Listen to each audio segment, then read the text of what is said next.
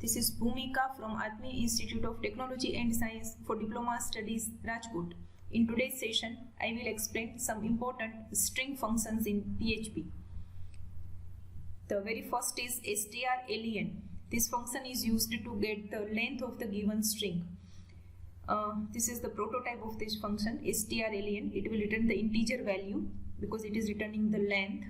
અને આર્ગ્યુમેન્ટમાં તમે કોઈ પણ સ્ટ્રિંગ આપી શકો, જે સ્ટ્રિંગ તમે આપી હશે એની એ લેન્થ રિટર્ન કરશે.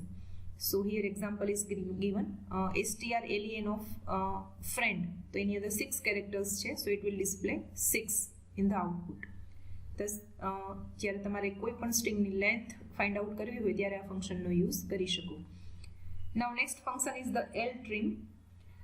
It removes white spaces or some special characters from the beginning, that means from the left side of the string. This is the prototype of this function. It will return the string after removing the white space or the special characters. The first argument is the string, જેના ઉપર તમારે ltrim function apply કરવું છે, અને second તમે character list આપી શકો, જેમાં ડિફોલ્ટ કેરેક્ટર જે છે એ white space છે, અને એના સિવાય તમે નલ કેરેક્ટર છે, ત્યાર પછી ન્યૂ લાઇન કેરેક્ટર છે, ટેબ છે, વર્ટિકલ ટેબ છે, આ બધા કેરેક્ટર્સ પણ અહીંયા લિસ્ટમાં આપી શકો.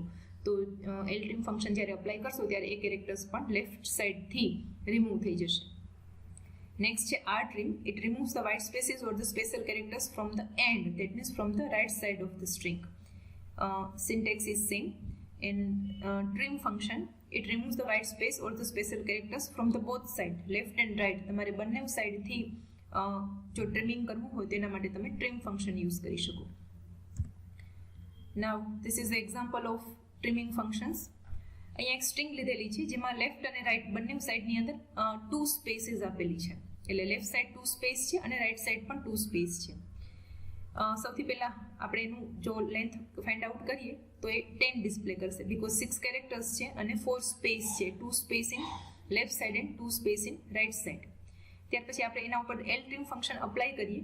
હવે તમે ફંક્શન જ્યારે અપ્લાય કરો છો ત્યાર પછી તમે બિફોર ટ્રિમિંગ જો ટેક્સ્ટ ડિસ્પ્લે કરાવશો અને આફ્ટર ટ્રિમિંગ ટેક્સ્ટ ડિસ્પ્લે કરાવશો તો સેમ જ ડિસ્પ્લે થશે, એટલે એના ઉપરથી તમને એ આઉટપુટમાં ખબર નહીં પડે કે ટ્રિમિંગ થયું છે કે નહીં.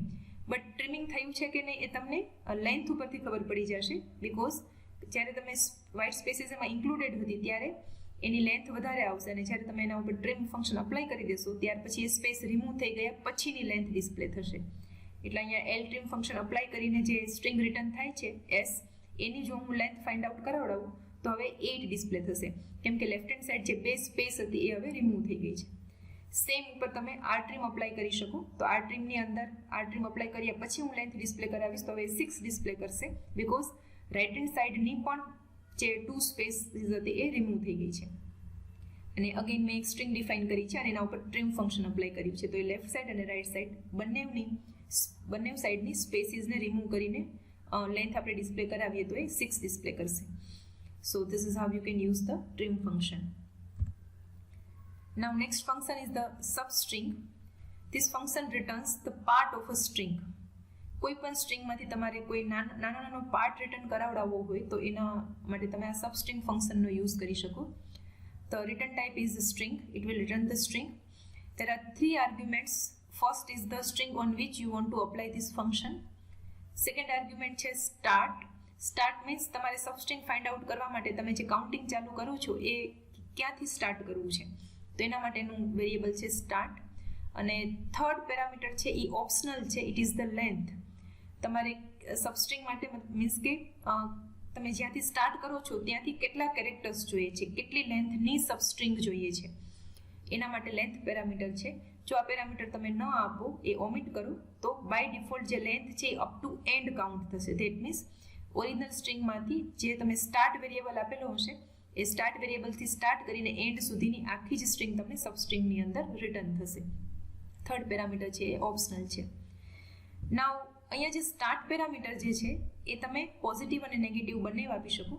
જો એ પેરામીટર પોઝિટિવ હોય તો સ્ટાર્ટિંગ લોકેશન છે એ સ્ટ્રિંગની બિગિનિંગથી, એટલે કે ફર્સ્ટ લોકેશનથી સ્ટાર્ટ થશે, એટલે કે લેફ્ટ હેન્ડ સાઇડથી સ્ટાર્ટ થશે. અને સ્ટ્રિંગની અંદર first character always 0th location હોય, એટલે સ્ટાર્ટ પેરામીટર જ્યારે પોઝિટિવ હશે ત્યારે લેફ્ટ હેન્ડ સાઇડથી, એટલે કે સ્ટ્રિંગની બિગિનિંગથી કાઉન્ટિંગ સ્ટાર્ટ થશે. અને જો સ્ટાર્ટ પેરામીટર નેગેટિવ હોય તો એન્ડથી એટલે કે સ્ટ્રિંગમાં પાછળની સાઈડથી કાઉન્ટિંગ શરૂ થશે.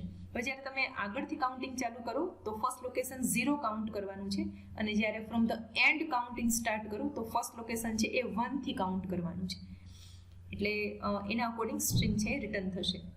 ત્યાર પછી જે લેન્થ પેરામીટર છે એ લેન્થ પેરામીટર જો તમે આપવું જ નહીં, ઓમિટ કરો, તો બાય ડિફોલ્ટ લેન્થ છે એ up to the end of the string count થશે. લેન્થ પેરામીટર જો પોઝિટિવ આપો તો એટલા કેરેક્ટર સ્ટાર્ટનું જે લોકેશન આપ્યું છે ત્યાંથી એટલા કેરેક્ટર્સ રિટર્ન થશે. અને જો લેન્થ પેરામીટર નેગેટિવ આપશો તો એટલા કેરેક્ટર્સ છે એ પાછળથી એટલે કે ફ્રોમ ધ એન્ડ ઓમિટ થશે, એટલે કે લેફ્ટ થઈ જશે. આપણે એક્ઝામ્પલ જોશું એટલે તમને વધારે આઈડિયા આવશે. જેમ કે અહીંયા ફર્સ્ટ એક્ઝામ્પલ આપેલું છે જેમાં સ્ટ્રિંગ આપેલી છે અને સ્ટાર્ટ પોઝિશન 1 આપેલી છે. અહીંયા મેં લેન્થ આપી નથી, એટલે સ્ટાર્ટ પોઝિશન 1 છે અને પોઝિટિવ વેલ્યુ છે, એટલે ફ્રેન્ડ મારી જે સ્ટ્રિંગ છે એ એફનું લોકેશન છે 0, દેન આર છે 1. એવી રીતે તમારે જ્યારે બિગિનિંગથી કાઉન્ટિંગ કરો ત્યારે 0થી સ્ટાર્ટ કરવાનું છે. એટલે 1 મીન્સ અહીંયા આર, એટલે આરથી સ્ટાર્ટ કરી અને અપ ટુ ધ એન્ડ મને સબસ્ટ્રિંગનું આઉટપુટ મળશે. એટલે મારું આઉટપુટ આવશે RIEND. સેકન્ડ એક્ઝામ્પલ છે જેમાં અમે સ્ટાર્ટ પોઝિશન આપી છે 1 અને લેન્થ આપી છે 3. દેટ મીન્સ 1 થી સ્ટાર્ટ કરીને 3 કેરેક્ટર્સ મળશે. તો ફ્રેન્ડ જે સ્ટ્રિંગ છે એની અંદર 1 લોકેશન ઉપર છે આર થી સ્ટાર્ટ કરીને 3 કેરેક્ટર્સ, દેટ મીન્સ RIE, એટલે મને આઉટપુટમાં મળશે RIE. જે થર્ડ એક્ઝામ્પલ છે એમાં સ્ટાર્ટ વેલ્યુ છે એ નેગેટિવ છે. નેગેટિવ છે મીન્સ કે આપણે એન્ડથી સ્ટાર્ટ કરવાનું છે.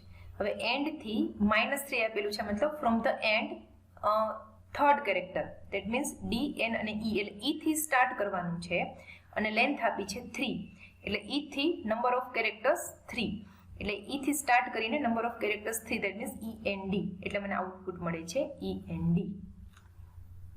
અને લાસ્ટ જે એક્ઝામ્પલ છે એમાં સ્ટાર્ટ છે 1 અને લેન્થ આપી છે -2. જ્યારે લેન્થ નેગેટિવ હોય ત્યારે એટલા કેરેક્ટર્સ એન્ડ સાઈડથી ઓમિટ થઈ જશે, એટલે કે છોડાઈ જશે. એટલે મારે અહીંયા સ્ટાર્ટ 1 છે એટલે આરથી સ્ટાર્ટ કરવાનું છે અને પાછળથી એન્ડ સાઈડથી 2 કેરેક્ટરને છોડી દેવાના છે, એટલે કે N અને D એ બંને કેરેક્ટરને છોડી દેવાના છે. એટલે મારું આઉટપુટ આવશે RIE. So output is the RIE. એટલે આવી રીતે તમે સ્ટાર્ટ અને લેન્થ એ બંનેની પોઝિટિવ અને નેગેટિવ વેલ્યુઝ આપીને કોઈ પણ સબસ્ટ્રિંગ તમારે જોઈતી હોય તમે રિટ્રાઈવ કરી શકો. So this is all about the substring function. Now next is strcmp. This function is used for the string comparison and this comparison is case sensitive. અહીંયા તમે string comparison ની અંદર બે કોઈ પણ string પાસ કરાવડાવી શકો અને it will return the integer value. It will return less than 0 if string 1 is less than string 2. Less ધેનનો મિનિંગ અહીંયા એવો છે કે સ્ટ્રિંગ 1નો જે ફર્સ્ટ કેરેક્ટર છે એનો આસ્કી કોડ સ્ટ્રિંગ 2ના ફર્સ્ટ કેરેક્ટરના આસ્કી કોડ કરતાં નાનો છે. It will return greater than 0 if string 1 is greater than string 2. Again here string 1નો જે આસ્કી કોડ છે એટલે ફર્સ્ટ કેરેક્ટરનો આસ્કી કોડ એ સેકન્ડ કેરેક્ટરના આસ્કી કોડ કરતાં મોટો છે, એટલે કે ગ્રેટર છે. અને it will return 0 if both are equal. એટલે જ્યારે ફર્સ્ટ કેરેક્ટર છે એનો કમ્પેરિઝન થઈ જશે, પછી સેકન્ડ કેરેક્ટરની કમ્પેરિઝન થશે, પછી થર્ડ કેરેક્ટરની કમ્પેરિઝન થશે. એટલે એવી રીતે સ્ટ્રિંગને કમ્પેરિઝન કરવા માટે આ ફંક્શન યુઝ થાય છે. જનરલી કોઈ પણ સ્ટ્રિંગ હોય ને આલ્ફાબેટિકલ ઓર્ડરમાં ગોઠવવી હોય, અરેન્જ કરવી હોય તો આપણે આ ફંક્શનનો યુઝ કરી શકીએ. અહીંયા એક્ઝામ્પલ આપેલું છે. ફર્સ્ટ છે હેલો જેમાં H કેપિટલ છે અને સેકન્ડ છે હેલો જેમાં H સ્મોલ છે. એટલે કેપિટલ Hનો આસ્કી કોડ સ્મોલ Hના આસ્કી કોડ કરતાં નાનો છે, એટલે એ લેસ ધેન 1 રિટર્ન કરે છે, એટલે કે -1 રિટર્ન કરે છે. હિયર જે ફંક્શન બીજું છે str case cmp. તમારે જો આ જે કમ્પેરિઝન છે એમાં કેસ સેન્સિટિવિટી ના રાખવી હોય તો તમે આ ફંક્શનનો યુઝ કરી શકો str case cmp, જે સેમ ફંક્શનાલિટી સેમ જ છે પણ ત્યાં કેસ કન્સિડર નહીં થાય. Now this is same as I have explained. હવે એક અહીંયા બીજું ફંક્શન પણ અવેલેબલ છે strncasecmp. હવે જ્યારે આ સ્ટ્રિંગ કમ્પેરિઝન થાય ત્યારે how many number of characters તમારે કમ્પેર કરવા છે એ પણ તમે આપી શકો. તો અહીંયા એક વધારાની આર્ગ્યુમેન્ટ છે ઇન્ટીજર len, લેન્થ. તો જ્યારે તમે આ લેન્થ સ્પેસિફાઈ કરશો ત્યારે આ બે સ્ટ્રિંગને કમ્પેર કરવા માટે ઓનલી આ લેન્થ જેટલા કેરેક્ટર્સ જ કમ્પેર થશે, એના સિવાયના કેરેક્ટર્સ કમ્પેર નહીં થાય. તો અહીંયા મેં એક્ઝામ્પલ આપેલું છે. ફર્સ્ટ છે હેલો અને સેકન્ડ છે HELLO. એટલે અહીંયા એકચ્યુઅલી આ બંને સ્ટ્રિંગ સેમ નથી, પણ તો પણ એ 0 ડિસ્પ્લે કરે છે, એટલે કે સેમ છે એવું ડિસ્પ્લે કરે છે, કેમ કે મારે બે કેરેક્ટર્સ જ કમ્પેર કરવાના છે. તો જ્યારે હું બે કેરેક્ટરને કમ્પેર કરું છું ત્યારે આ સ્ટ્રિંગનું આઉટપુટ છે એ 0 આવશે, કેમ કે એ ઇક્વલ છે અને આપણે અહીંયા કેસ પણ કન્સિડર કરવાનો નથી. Now let us execute the program of this. Very first you start your Apache service.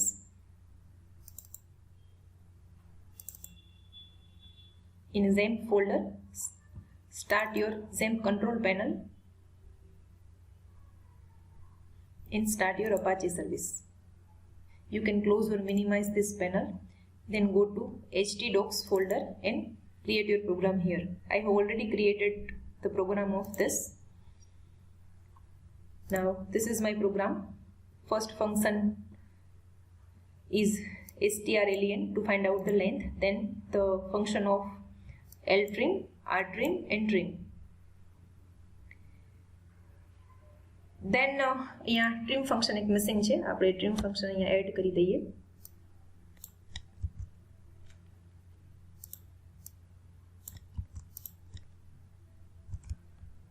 I am using here trim and then find out the length.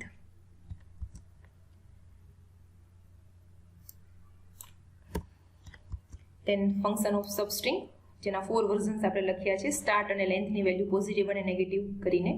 Then string comparison, then str case cmp and then str n case cmp. Now save your program and open your browser.